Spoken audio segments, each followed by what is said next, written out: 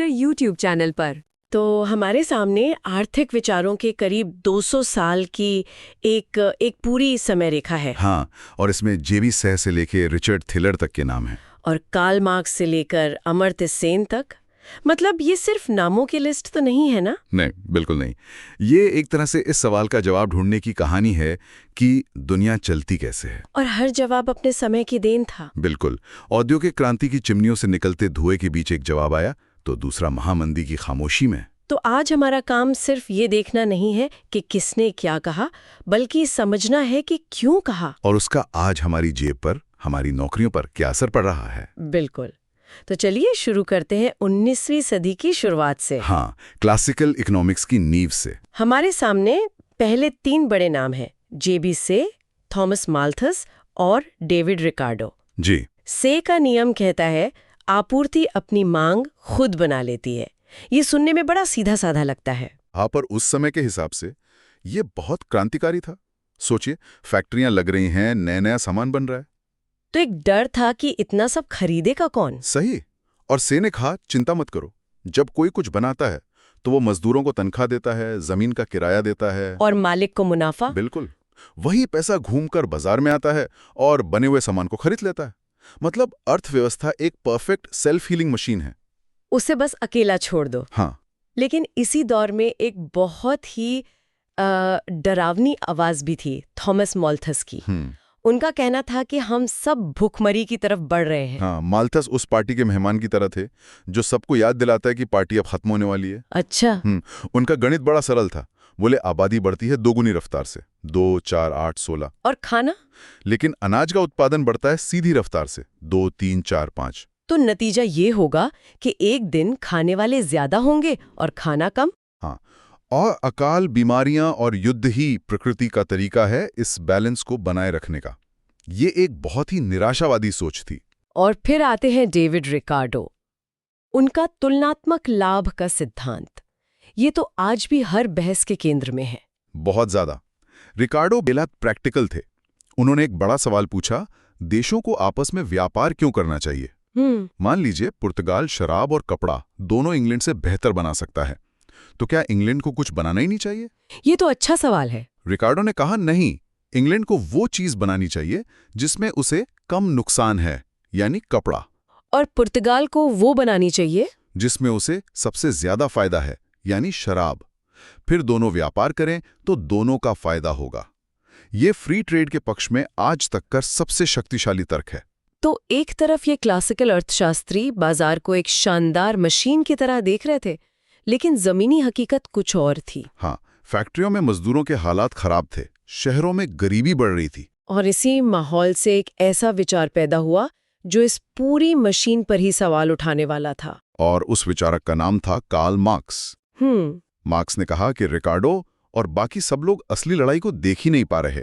असली लड़ाई मतलब? असली कहानी बाजार की नहीं, बल्कि क्लास स्ट्रगल, यानी वर्ग संघर्ष की है। अच्छा। उन्होंने कहा कि फैक्ट्री मालिक मजदूर को दिन भर काम कराता है, लेकिन उसे तनख्वाह सिर्फ उतनी देता है जितने में वो जिंदा रह सके। और बाकी का जो मूल्य पैदा होता है, वो अतिरिक्त मूल्य, यानी सरप्लस वैल्यू, मालिक मुनाफे के तौर पर अपनी जेब में रख लेता है। मार्क्स के लिए ये खुली लूट और शोषण था। तो उन्होंने समाधान क्या दिया? उन्होंने कहा कि पूंजीवाद अपने ही बोझ तले दबकर खत्म हो जाएगा। मजदूर एक दिन क्रांति करेंगे और उत्पादन के साधनों पर कब्जा कर लेंगे। और इस एक विचार ने तो दुनिया को 2 हिस्सों में बांट दिया। हाँ, और 20वीं सदी की पूरी राजनीति को आकार दिया। लेकिन मार्क्स जब पूंजीवाद के खात्मे की भविष्यवाणी कर रहे थे, ठीक उसी वक्त एक और खामोश क्रांति चल रही थी, मार्जिनल रेवोल्यूशन। हाँ, मेंजर, जेविन्स, वॉलरास, ये नाम उतने जाने पहचाने नहीं है, पर इनका असर बहुत गहरा था। ये अर्थशास्त्र के फोकस का एक 180 डिग्री टर्न था। मार्क्स और रिकार्डो के लिए किसी चीज की कीमत ये थी कि उसे बनाने में कितनी मेहनत लगी। Labour theory of value. हाँ, बिल्कुल। लेकिन इन नई विचारकों ने, जिन्हें नवशास्त्री कहा गया, उन्होंने एक बिल्कुल अलग सवाल पूछा, किसी चीज की कीमत उपभोक्ता के लिए क्या है? और यहीं से मार्जिनल यूटिलिटी का सिद्धांत आया। हाँ, इसे थोड़ा आसान भाषा में समझाएंगे। जरूर। इसे ऐसे समझिए, अगर आप रेगिस्तान में प्यासे हैं तो पानी की पहली बोतल आपके लिए अमृत है। हाँ, मैं उसके लिए शायद 1000 रुपए भी दे दूंगी। बिल्कुल, लेकिन 5 बोतलें पीने के बाद छठी बोतल की अहमियत लगभग शून्य हो जाती है। बस यही मार्जिनल यूटिलिटी है, हर अगली चीज की घटती हुई अहमियत। इन्होंने कहा कि कीमत मेहनत से नहीं बल्कि इस मार्जिनल यूटिलिटी और उस चीज की उपलब्धता से तय होती है। और इसी को बाद में अल्फ्रेड मार्शल ने उस मशहूर एक्स वाले ग्राफ में बदल दिया। हाँ, मांग और आपूर्ति का ग्राफ, जो आज अर्थशास्त्र की हर किताब में मिलता है। ठीक है, तो 20वीं सदी की शुरुआत तक हमारे पास 2 बड़े खेमे हैं।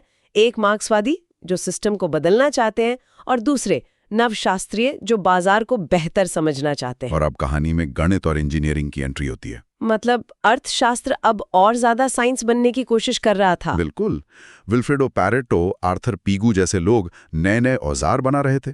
जैसे परेटो ने परेटो ऑप्टिमैलिटी का आइडिया दिया, जो बताता है कि एक सिस्टम कब सबसे ज्यादा कुशल मतलब एफिशिएंट है। सही। लेकिन इनमें से आर्थर पीगू का एक आइडिया आज क्लाइमेट चेंज को समझने के लिए सबसे जरूरी माना जाता है, बाहरी प्रभाव या एक्सटर्नैलिटीज। हाँ, ये एक बहुत बड़ा ब्रेक थ्रू था। पीगू ने कहा कि बाजार हमेशा सही कीमत नहीं तय करता। जैसे मान लीजिए एक फैक्ट्री स्टील बनाती है और नदी में केमिकल छोड़ देती है। स्टील की कीमत में उस केमिकल से होने वाले नुकसान की लागत शामिल नहीं है। ये प्रदूषण एक नकारात्मक बाहरी प्रभाव है जिसकी कीमत समाज चुकाता है, फैक्ट्री नहीं। बिल्कुल। पिगू ने कहा कि ऐसी मार्केट फेलियर को ठीक करने के लिए सरकार को दखल देना चाहिए और प्रदूषण फैलाने पर टैक्स लगाना चाहिए, जिसे आज हम पिगोवियन टैक्स कहते हैं। जी। और इसी दौर में जोसेफ शिम्पीटर भी थे, जो कह रहे थे कि पूंजीवाद की असली ताकत उसकी स्थिरता में नहीं बल्कि उथल-पुथल में है। शुम्पीटर का आइडिया बहुत दिलचस्प था। उन्होंने पूंजीवाद को रचनात्मक विनाश यानी क्रिएटिव डिस्ट्रक्शन की एक आंधी बताया। मतलब एक नया इनोवेशन आता है और पुरानी इंडस्ट्री को तबाह कर देता है। हाँ, जैसे स्मार्टफोन ने कैमरा इंडस्ट्री को तबाह कर दिया, या जैसे नेटफ्लिक्स ने वीडियो रेंटल स्टोर्स को खत्म कर दिया। शुम्पीटर के लिए यही विनाश और नई रचना ही तरक्की का इंजन है। वाह, तो आप कह रहे हैं कि 1929 आते आते अर्थशास्त्रियों के पास बाजार को समझने के लिए बहुत सारे सिद्धांत थे। हाँ, काफी औजार थे। लेकिन फिर महामंदी आई और ये सारे सिद्धांत ताश के पत्तों की तरह ढह गए। बिल्कुल। 1929 की महामंदी एक ब्लैक होल की तरह थी। क्लासिकल इकोनॉमिक्स कहता था कि बाजार खुद को ठीक कर लेगा, पर ऐसा हुआ नहीं हो रहा था। बेरोजगारी आसमान छू रही थी, फैक्ट्रियां बंद थीं और सालों तक अर्थव्यवस्था पटरी पर नहीं लौटी। किसी के पास कोई जवाब ही नहीं था। और इसी अंधेरे से एक नया आइडिया सामने आया, जॉन मेनार्ड कीन्स का। कीन्स ने कहा, लंबे समय में तो हम सब मर जाते हैं, मतलब इंतजार करने का कोई फायदा नहीं है। हाँ, उन्होंने क्रांतिकारी बात कही। हो सकता है कि अर्थव्यवस्था अपने आप ठीक हो ही ना, वो एक बहुत बुरे संतुलन में फंसकर रह जाए। और इसका कारण कुल मांग यानी एग्रीगेट डिमांड में भारी कमी। लोग डर के मारे खर्च नहीं कर रहे, कंपनियां डर के मारे निवेश नहीं कर रही हैं। तो कीन्स का जादू का पिटारा क्या था? सरकारी हस्तक्षेप। बस। कीन्स ने कहा कि जब कोई और खर्च नहीं कर रहा तो सरकार को आगे आना चाहिए। सरकार को पैसा उधार लेना चाहिए और बड़े बड़े प्रोजेक्ट्स पर खर्च करना चाहिए। सड़कें, पुल, बांध। हाँ, इससे लोगों को नौकरियां मिलेंगी, उनके हाथ में पैसा आएगा, वो बाजार में खर्च करेंगे और अर्थव्यवस्था का पहिया फिर से घूमने लगेगा। बिल्कुल। इसे ही केनेजियन इकोनॉमिक्स कहा गया और इसने अगले 40 साल तक दुनिया की आर्थिक नीतियों पर राज किया। लेकिन एक मिनट, अगर सरकारी खर्च से ही सब ठीक हो जाता है तो फिर हर देश खूब पैसा छापकर अमीर क्यों नहीं बन जाता? इसमें जरूर कोई खतरा होगा। बहुत अच्छा सवाल है, और यही सवाल कीन्स के सबसे बड़े आलोचक मिल्टन फ्रीडमैन ने उठाया। शिकागो स्कूल वाले। हाँ, फ्रीडमैन का मानना था कि कीन्स का रास्ता आजादी के लिए खतरनाक है और इससे महंगाई मतलब इन्फ्लेशन बेकाबू हो जाएगी। तो उनका क्या समाधान था? उन्होंने कहा कि सरकार का काम अर्थव्यवस्था को चलाना नहीं बल्कि सिर्फ एक काम करना है, मुद्रा की आपूर्ति, मनी सप्लाई को स्थिर रखना। बाकी सब बाजार पर छोड़ दो। और 1970s के दशक में जब महंगाई सच में एक बड़ी समस्या बनी तो दुनिया ने कीन्स को छोड़कर फ्रीडमैन के विचारों को अपनाना शुरू कर दिया। तो ये तो 20th सेंचुरी की सबसे बड़ी वैचारिक लड़ाई थी, कीन्स बनाम फ्रीडमैन। हाँ, सरकार का दखल या मुक्त बाजार। और इसी दौरान रॉबर्ट सोलो जैसे अर्थशास्त्री ये समझने की कोशिश कर रहे थे कि देश असल में अमीर कैसे बनते हैं। उनके ग्रोथ मॉडल ने बताया कि लंबी अवधि में तरक्की का सबसे बड़ा कारण तकनीकी विकास है। जी, और साइमन कुजनेर जैसे लोग विकास और असमानता के रिश्ते को देख रहे थे। लेकिन कहानी यहाँ खत्म नहीं होती। 1970 और 80s के दशक में अर्थशास्त्र को एक और झटका लगने वाला था। और ये झटका बाहर से आया, मनोविज्ञान की दुनिया से। डैनियल कानमैन और एमोस ट्वेर्स्की। हाँ, और ये अर्थशास्त्र के लिए एक बहुत बड़ा पल था। अब तक सारे मॉडल्स इस मान्यता पर टिके थे कि इंसान एक होमो इकोनॉमिकस है, मतलब एक सुपर रैशनल कंप्यूटर जो हमेशा अपने फायदे का सोचकर सही फैसला लेता है। जी, पर कानमैन और ट्वेर्स्की जो मनोवैज्ञानिक थे, उन्होंने अपने प्रयोगों से साबित किया कि ये सरासर गलत है। कि इंसान भावनाओं में बहकर, पूर्वाग्रहों से घिरकर अक्सर बेवकूफ़ी भरे फैसले लेता है। बिल्कुल, और यहीं से व्यवहारिक अर्थशास्त्र यानी बिहेवियरल इकोनॉमिक्स का जन्म हुआ। उनकी प्रोस्पेक्ट थियरी ने दिखाया कि हमें 100 रुपए पाने की खुशी से ज्यादा 100 रुपए खोने का गम होता है। हाँ, और रिचर्ड थेलर ने इसी आइडिया को आगे बढ़ाकर नज का सिद्धांत दिया। मतलब लोगों को बिना मजबूर किए हल्के से धक्का देकर बेहतर फैसले लेने में मदद करना। सही। जैसे सुपरमार्केट में सेहतमंद खाने को आंखों के सामने रखने से उसकी बिक्री बढ़ जाती है। और इसी दौर में हमारे अपने अमर्त्य सेन विकास की पूरी परिभाषा को ही चुनौती दे रहे थे। हाँ, अमर्त्य सेन ने एक बहुत ही बुनियादी सवाल पूछा, विकास का मतलब क्या है? क्या सिर्फ जीडीपी का बढ़ना? उन्होंने कहा नहीं, असली विकास है इंसान की क्षमताओं यानी कैपेबिलिटीज और स्वतंत्रता, फ्रीडम का बढ़ना। क्या एक लड़की को स्कूल जाने की आजादी है? जी, क्या एक गरीब इंसान को अच्छी स्वास्थ्य सेवाओं तक पहुंचे? बिल्कुल। उन्होंने विकास को पैसों से हटाकर इंसानी गरिमा और अवसरों से जोड़ दिया। और इसी सोच ने संयुक्त राष्ट्र के मानव विकास सूचकांक को जन्म दिया। जी, ह्यूमन डेवलपमेंट इंडेक्स। ये तो हुई वैश्विक कहानी। हमारी सूची में भारतीय आर्थिक सोच का भी जिक्र है, जो कौटिल्य के अर्थशास्त्र से शुरू होती है। और ये याद दिलाना जरूरी है कि आर्थिक चिंतन सिर्फ पश्चिम की देन नहीं है। कौटिल्य ने ईसा से सदियों पहले टैक्स, व्यापार और शासन पर इतना विस्तार से लिखा जो आज भी हैरान करता है। और औपनिवेशिक काल में दादा भाई नौरोजी, तो उन्होंने ड्रेन थ्योरी दी और बताया कि कैसे ब्रिटिश राज भारत की दौलत को लूटकर इंग्लैंड ले जा रहा है। आजादी के बाद तो भारत को अपना रास्ता खुद बनाना था। हाँ, और यहाँ पीसी महालनोबिस का नाम बहुत बड़ा है। उन्होंने भारत की पंचवर्षीय योजनाओं का खाका तैयार किया, जो सोवियत मॉडल से प्रभावित था। तो ये सरकार के दखल वाले खेमे का एक बड़ा उदाहरण था। बिल्कुल।